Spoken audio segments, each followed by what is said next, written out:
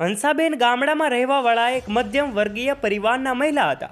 આમ તો તેમનું જીવન ગામડા સાથે જોડાયેલું હતું, પરંતુ નાના બાળકો હતા એટલે પોતાના પરિવાર એટલે કે પતિ અને નાના બાળકો સાથે તેઓ શહેરમાં આવી જાય છે.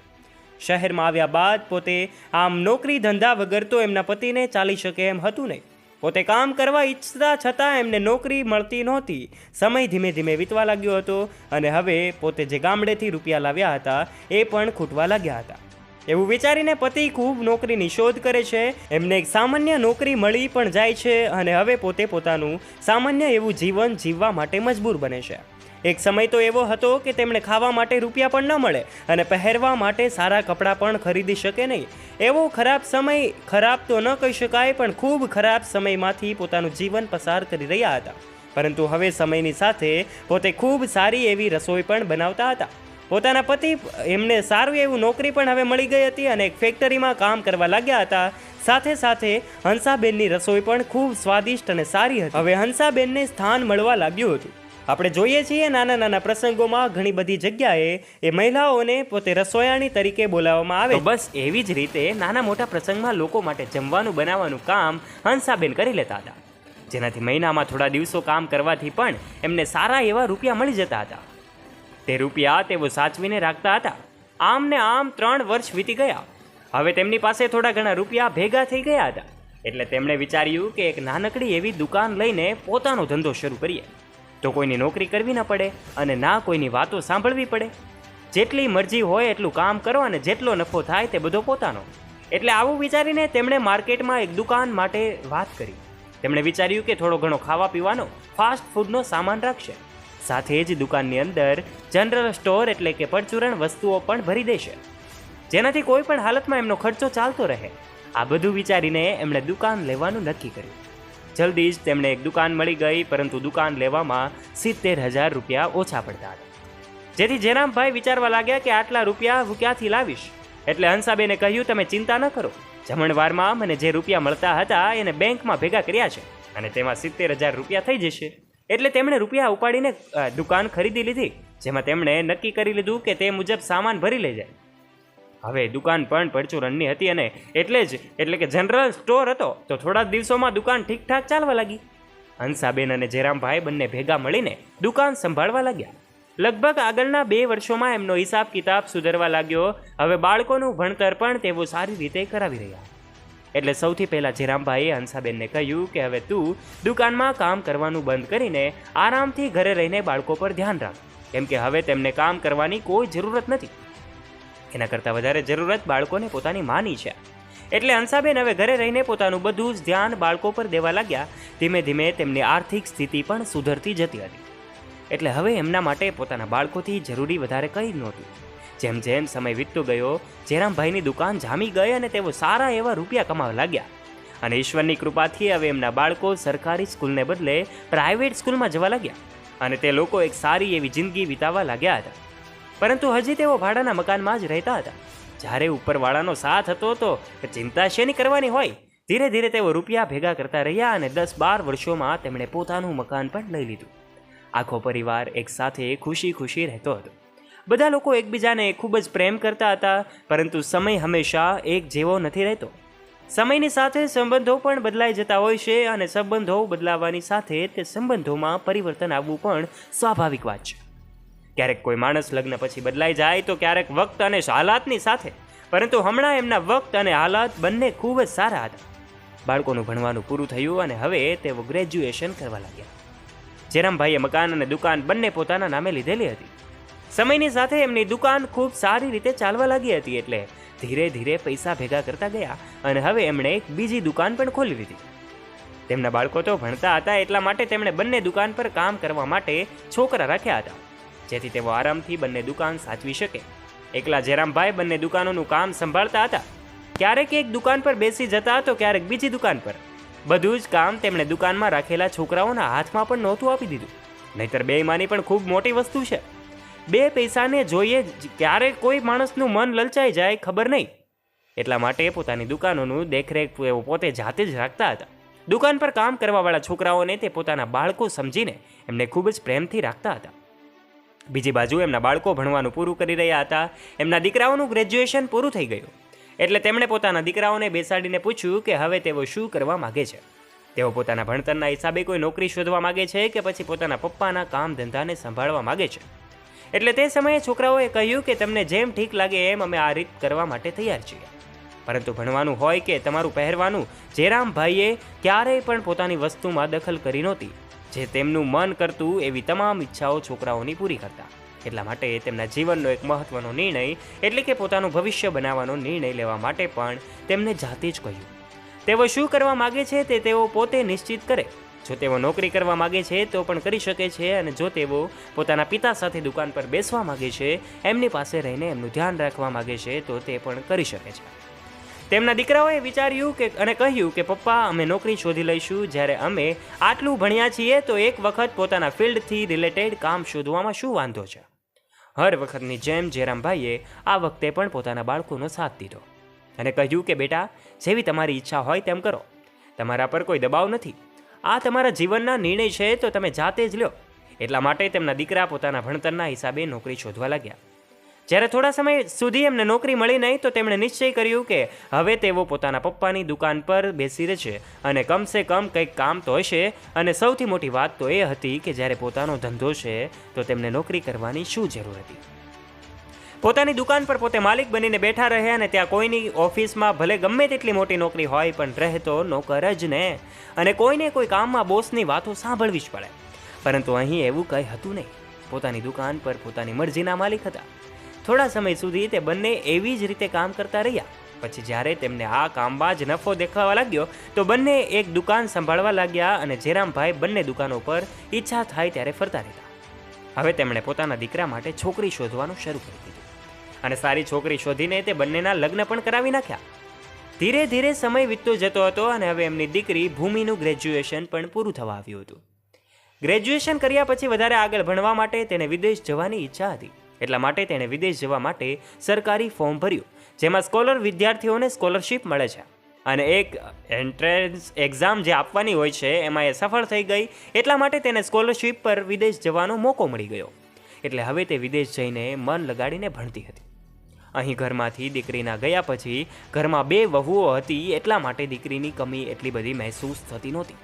અને બંને વહુ પણ મામા ફઈની બહેનો હતી.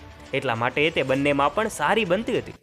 અહીં દીકરા દુકાનોનું બંધ કામ સંભાળવા લાગ્યા હતા અને બધું જ કામ સંભાળીને હજી પણ એટલી જાણકારી હતી નહીં. એટલા માટે જેરામભાઈ ભાગદોડ કરતા રહેતા હતા. બહારના બધા જ કામ પણ સંભાળતા અને દીકરાઓને શીખવતા પણ રહેતા. એક દિવસ જ્યારે જેરામભાઈ એક દુકાનેથી બીજી દુકાને જઈ રહ્યા હતા તો અચાનક એમનું મૃત્યુ થઈ જાય છે અને એક મોટા ટ્રક સાથે તેમનું એક્સિડન્ટ થઈ જાય છે. ટ્રકવાળો તેમને મારીને ભાગી ગયો હતો. રસ્તામાંથી પસાર થતા એક માણસે તેમને ફટાફટ હોસ્પિટલમાં ભરતી કરાવ્યા અને પોલીસને જાણ કરી, જેથી જેરામભાઈના ઘરવાળાઓને આ વિશે ખબર પડી શકે. પોલીસવાળાઓને જેરામભાઈએ પોતાના અંતિમ શબ્દોમાં એટલું જ કહ્યું કે ટ્રકવાળાએ તેમનું એક્સિડન્ટ કર્યું અને પછી ભાગી ગયો. જે દિવસે એક્સિડન્ટ થયું તે જ દિવસે તરત જ ભૂમિને જાણ કરવામાં આવી હતી અને તે પોતાના પિતાને જોવા માટે ત્યાંથી નીકળી ગઈ હતી.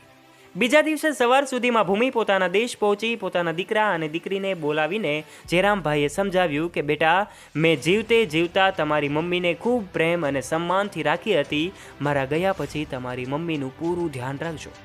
ક્યારેક કોઈ બાબત માટે હેરાન ન કરતા, એનું પૂરું ધ્યાન રાખજો. પોતાના બાળકોને કહેલા આ આખરી શબ્દો હતા. ત્યાર પછી જ્યારે જેરામભાઈએ પોતાની આંખો બંધ કરી તો ફરીવાર ક્યારેય તેમણે પોતાની આંખો ખોલી જ નહીં. પોતાના પતિના આમ અચાનક જતા રહેવાનો આઘાત હંસાબેન માટે ખૂબ ઊંડો હતો. એના સહારે એમણે જીવનના દરેક સુખ દુઃખને હસતા હસતા પાર કર્યા હતા. આજે તે જીવનના સાથી એમનો સાથ છોડીને જતા રહ્યા હતા. ખૂબ મુશ્કેલીથી એમણે પોતાની જાતને સંભાળી. જ્યારે કોઈ માણસ આપણને મૂકીને જતું રહે તો એના ગયા પછી પણ જિંદગી તો જીવ જ પડે છે. જિંદગી ખતમ નથી થઈ જતી. ધીરે ધીરે બધાએ હકીકત સ્વીકારી લીધી. દીકરી ફરીવાર વિદેશ પોતાનું ભણવાનું પૂરું કરવા જતી રહી. ભૂમિને શરૂઆતથી જ ડૉક્ટર બનવાનો શોખ હતો અને તે જ ભણવામાં માટે તે વિદેશ જતી રહી. દીકરાઓએ દુકાન સારી રીતે સંભાળી લીધી હતી અને પોતાના એરિયામાં તેમનું ખૂબ મોટું નામ અને માન સન્માન હતું. જેરામભાઈની મૃત્યુના થોડા મહિના પછી હંસાબેનના ઘરમાં એક પૌત્રનો જન્મ થયો અને પછી થોડા સમય બાદ નાની વહુને પણ દીકરી થઈ. પરિવારમાં ફરી ખુશીઓનું વાતાવરણ હતું. હવે બાળકોના સહારે હંસાબેન પોતાનું દુઃખ ભૂલાવી નાખતા હતા. જ્યાં સુધી બાળકોની સાથે રહેતા બિલકુલ ટેન્શન ફ્રી રહેતા હતા. કોઈ પરેશાની નહોતી. હંસાબેન પોતાના પૌત્ર પૌત્રી સાથે હળી મળીને ઘરમાં રહેતા હતા અને બધું ભૂલવાની કોશિશ કરી રહ્યા હતા. અહીં તેમના દીકરા અને વહુ જે હવે બધી જ જવાબદારી સંભાળી રહ્યા હતા. એટલે હવે બધા રૂપિયા પણ તેમના હાથમાં જતા.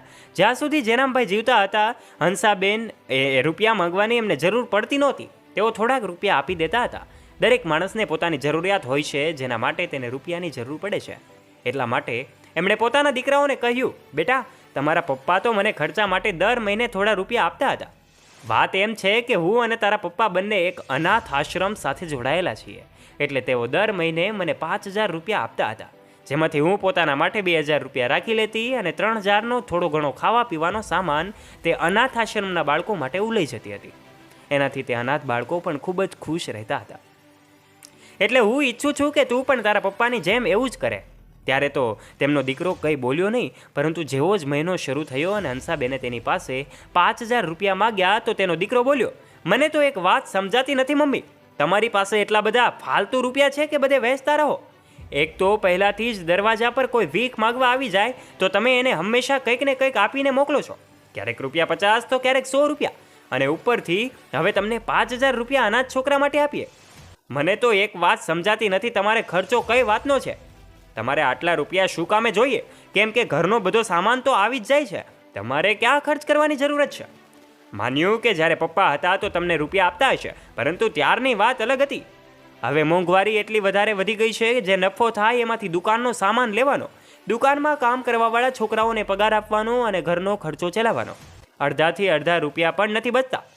એવામાં છોકરાઓનો ભણવાનો ખર્ચો બધું જોવું પડે છે, અને તમે છો કે હદ છે. આટલું કહીને તેમનો દીકરો ત્યાંથી જતો રહે છે. પરંતુ હંસાબેન ત્યાં જ ઊભા રહે છે અને પોતે વિચારવા લાગ્યા કે આખરે મેં એવું પણ શું કહી દીધું કે આટલું સંભળાવીને તે જતો રહ્યો. બીજા દિવસે સવાર પડી તો વહુએ કહ્યું, સાંભળો, મને 10,000 રૂપિયા જોઈએ છે, મને મારી બહેનો સાથે શોપિંગ કરવા જવું છે. તો તેમના દીકરાએ તરત જ ફોનથી રૂપિયા ટ્રાન્સફર કરી દીધા વહુના ખાતામાં. આ જોઈને હંસાબેનને ખૂબ જ ગુસ્સો આવ્યો, પરંતુ તેઓ શું કહી શકવાના હતા? મનમાં તો થયું કે પોતાના દીકરાને સંભળાવી દે, પરંતુ ગુસ્સામાં કંઈ પણ કહેવું મતલબ વાતને વધારવાનું હતું. તેમણે ઠંડા દિમાગથી કામ લીધું અને શાંત થઈને પોતાના દીકરાને કહ્યું, બેટા, વહુને શોપિંગ કરવા માટે તારી પાસે 10,000 રૂપિયા છે, પરંતુ તે ગરીબ બાળકોને દેવા માટે તારી પાસે 5,000 રૂપિયા નથી. અને જ્યાં સુધી વાત રહી શોપિંગની, તો આ બંને પાછલા મહિને જ કેટલી બધી શોપિંગ કરીને આવી હતી, અને હવે ફરી આ મહિને આટલી શોપિંગ શું કરવી છે? આટલા બધા કપડાનું શું કરવું છે? આ વાત સાંભળીને દીકરા અને વહુએ બંનેને ખૂબ જ ખરાબ લાગ્યું અને કહેવા લાગ્યા કે મમ્મી, તમે પોતાના કામથી કામ રાખો. હર વખતે દીકરા અને વહુની વાતોમાં વચ્ચે ટક કરવું જરૂરી નથી. અમારી ઘરવાળીને અમારે કંઈક આપવું હોય તો શું તમને પૂછીને આપીશું?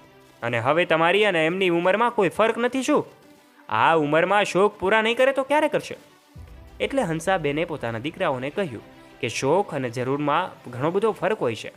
હું તમારી પાસે જે રૂપિયા માગી રહી છું તે કોઈની જરૂરત માટે હતા, અને તમે જે રૂપિયા ઉડાવી રહ્યા છો તે વગર વાતના તે શોખ માટે છે. હંસાબેન એક સ્વાભિમાની મહિલા હતા, જેમના પતિએ અત્યાર સુધી તેમના માટે આટલું બધું કર્યું હતું. તેઓ કોઈનું પણ સાંભળવા માટે તૈયાર હતા નહીં, અને ખાસ ત્યારે જ્યારે તેઓ પોતે જરાય ખોટા નહોતા. તે દિવસે દીકરા ચૂપચાપ દુકાને જતા રહ્યા અને વહુએ પણ પોતાની સાસુ સાથે વાત કરવાનું બંધ કરી નાખ્યું. હવે નાની નાની વાતોમાં તે લોકો હંસાબેન સાથે દલીલ કરવા લાગ્યા હતા. થોડા મહિના વીત્યા પછી હંસાબેને પોતાના દીકરાઓને કહ્યું, બેટા, આ વખતે મને થોડા રૂપિયા આપજે. દિવાળી પર ગરીબો માટે થોડી મીઠાઈઓ લેવી છે, જેનાથી ઘરમાં સુખ, સમૃદ્ધિ અને બરકત આવે છે, અને ગરીબોની દુઆઓ મળતી રહેશે, તો આપણા માટે પણ સારું જ રહેશે. આટલું કહેતાની સાથે જ દિવાળીના એ દિવસોમાં હંસાબેન પોતાના દીકરાઓને મદદ માટે કહે છે. દોસ્તો, આ કહાની અત્યારે રોચક બનતી જાય છે.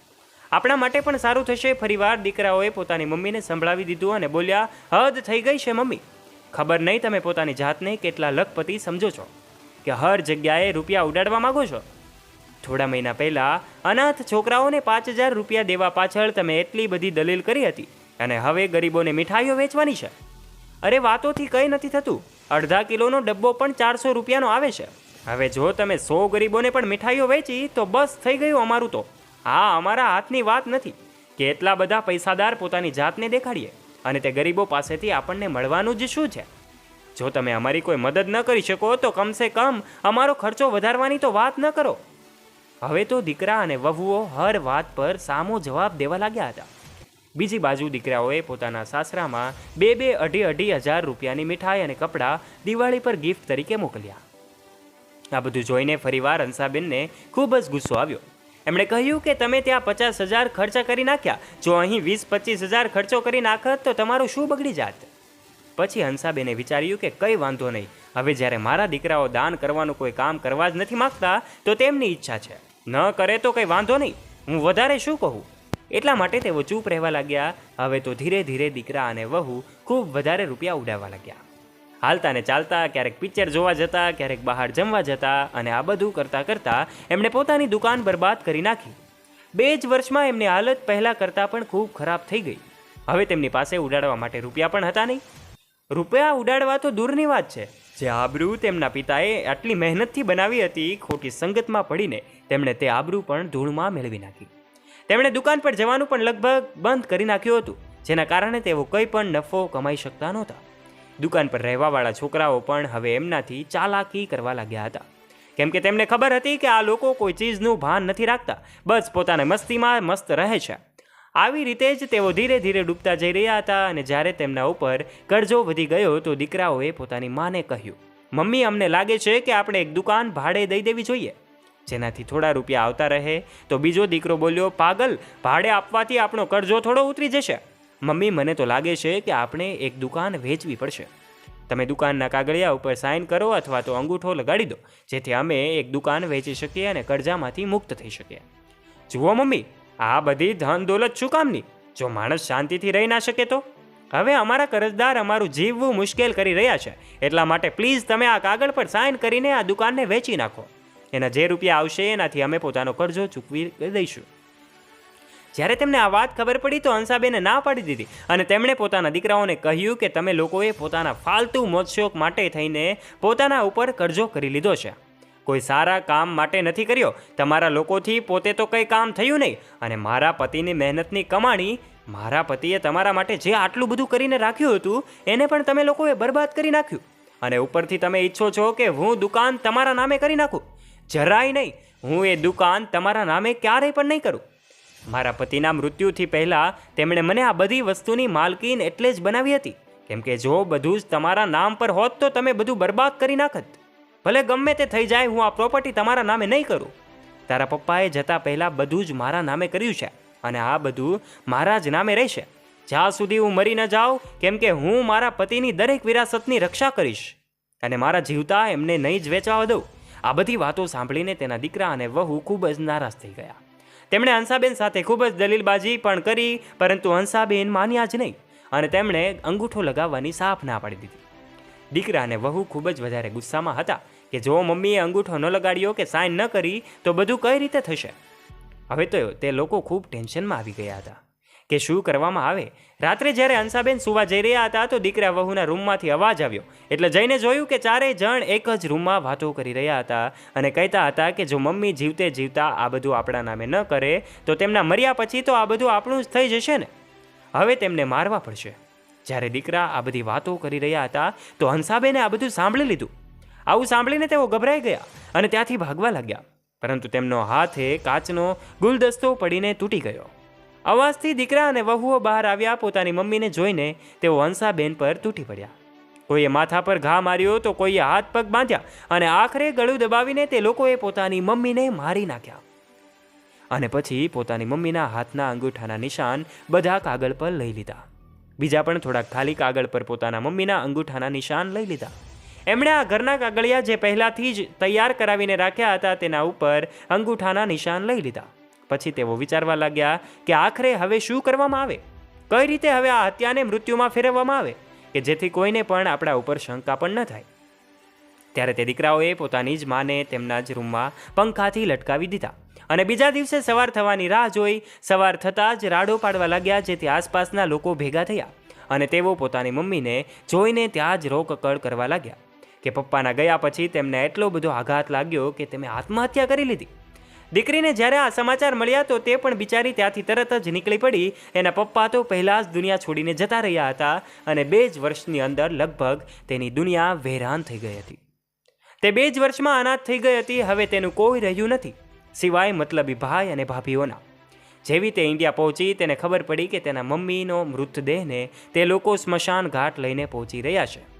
એટલે તે સીધી સ્મશાન ઘાટ જ પહોંચી ગઈ. ત્યાં પહોંચીને તે પોતાની મમ્મીને જોઈને ધ્રુસકે રડવા લાગી છે. આખા રસ્તામાં પણ તે રોતી જ આવી રહી હતી અને પોતાના મમ્મીને જોતા જોરથી રડવા લાગે છે અને વારંવાર તેમને ઉઠાવવાની કોશિશ કરતી રહી. તેને એવું લાગી રહ્યું હતું કે આટલી ભીડ હોવા છતાં પણ તે જાણે એકલી પડી ગઈ છે. એનાથી આ દુઃખ સહન નહોતું થઈ રહ્યું. તે પોતાની મમ્મી પાસે રડી રહી હતી ત્યારે એની નજર અચાનક તેના મમ્મીના હાથ પર પડી, જેના પર એ સ્યાહીના નિશાન હતા. એવું લાગી રહ્યું હતું જાણે કોઈએ સ્ટેમ્પથી અંગૂઠો લગાવ્યો હોય. પોતાની મમ્મીના હાથ પર તે નિશાન જોઈને ભૂમિને ખૂબ જ અજીબ લાગ્યું. તે નિશાન જોઈને આશ્ચર્યચકિત થઈ ગઈ અને ત્યાં જોરથી રાડ પાડીને બોલી, નહીં, કોઈ મારા મમ્મીના શબને હાથ નહીં લગાડે. ખબરદાર, જો કોઈએ પણ મારી મમ્મીને અગ્નિદાહ આપવાની કોશિશ કરી તો. એટલું કહીને તેણે પોતાના ભાઈના હાથમાંથી મશાલ દૂર ફેંકી દીધી અને અગ્નિદાહ આપવાથી રોકી લીધો. આ બધું જોઈને બધા લોકો ચોંકી ગયા કે તે આવું કેમ કરી રહી છે. પરંતુ તેના ભાઈઓ સમજી ગયા હતા કે તે આવું કેમ કરી રહી છે. એટલે તેઓ જલ્દી ચિતાને અગ્નિ લગાવવાની કોશિશ કરવા લાગ્યા અને કહેવા લાગ્યા કે મમ્મીના જવાના આઘાતમાં કદાચ આનું માનસિક સંતુલન બગડી રહ્યું છે, પરંતુ અમારે મમ્મીની આત્માની શાંતિ માટે આ તો કરવું જ પડશે. આટલું કહીને તે બંને ભાઈઓ ફરીથી પોતે આગળ વધવાનો પ્રયત્ન કરે છે. દોસ્તો, આ સ્ટોરી હવે કંઈક રસપ્રદ બનતી જાય છે. વિડીયોમાં આગળ વધીએ તે પહેલાં હજુ ચેનલને તમે સબસ્ક્રાઇબ ન કરી હોય તો નીચે રહેલું બેલ આઇકન દબાવીને અમારી યુટ્યુબ ચેનલને સબસ્ક્રાઇબ કરી લેજો. દોસ્તો, અમે તમને જણાવી દઈએ આગળ, જો કોઈએ પણ એમણે કહ્યું કે મમ્મીની ચિતાને સળગાવવાની કોશિશ કરશે તો હું પણ તેમની સાથે બોલવાનું બંધ કરી દઈશ. આટલા શબ્દો કહીને દીકરી તાત્કાલિકના ધોરણે પોલીસ સ્ટેશને પહોંચે છે અને પોલીસને ફોન કરીને તે પોતે ત્યાં બોલાવી લે છે. પોલીસ તાત્કાલના ધોરણે ત્યાં આવી જાય છે અને તે મૃતદેહને સાથે પોસ્ટમોર્ટમમાં લઈ જાય છે. પોસ્ટમોર્ટમ રિપોર્ટ આવ્યાની સાથે જ એમને જાણ થાય છે દીકરીની જે કાંઈ પણ શંકા હતી એ હકીકતમાં બદલી જાય છે અને જે દીકરાઓએ પોતાની પ્રોપર્ટી માટે માનું જે હત્યા કરી છે એ વાત હવે સામે આવી જાય છે. એટલા માટે જ્યાં સુધી દીકરી કહે છે કે હું ના કહું, કોઈ મારી મમ્મીની ચિતાને હાથ નહીં લગાડે. આટલું જ કહેતાની સાથે જ તે દીકરી પણ ખૂબ નર્વસ થઈ જાય છે. પોલીસ સાથે વાત કર્યા બાદ જ પોલીસે તરત કાર્યવાહી ચાલુ કરી દીધી હતી અને આ તમામ ભાઈઓને, જે હત્યારા ભાઈઓ હતા, એમણે જેલ ભેગા કરી દે છે. દોસ્તો, આજની આ સ્ટોરી કંઈક અલગ જ અંદાજમાં ઇમોશનલ કરી દે એવી વાર્તા છે.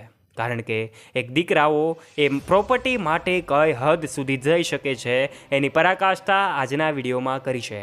દોસ્તો, પોતાની સગી માને પ્રોપર્ટી માટે મારવા તૈયાર થઈ જાય છે. આવા દીકરાઓને જણવા કરતાં એને કોખમાં જ મારી નાખવા સારા. દોસ્તો, આપ આ વિશે શું કહેવા માગો છો? તમારું મંતવ્ય કોમેન્ટ બોક્સમાં કોમેન્ટ કરીને અમને જરૂરથી જણાવજો. વિશેષ આ વિડીયો ગમ્યો હોય તો વિડીયોને એક લાઇક કરજો. તમારા દરેક ફ્રેન્ડ્સમાં, દરેક મિત્રો સાથે શેર કરવાની જવાબદારી તમારી છે. અને આવા જ રોચક અને રસપ્રદ વિડીયોઝ નિહાળવા માટે અત્યારે જ નીચે રહેલું બેલ આઇકન દબાવીને અમારી યુટ્યુબ ચેનલને અવશ્ય સબસ્ક્રાઇબ કરી લેજો, જેનાથી આવા જ રોચક અને રસપ્રદ વિડીયોઝની નોટિફિકેશન્સ ઝડપથી મળતી રહે આપને સૌથી પહેલાં. ફરી મળીશું નવા વિડીયો સાથે. ત્યાં સુધી આપ સૌ દોસ્તોને જય હિન્દ, જય ભારત, જય શ્રી કૃષ્ણ. ધન્યવાદ.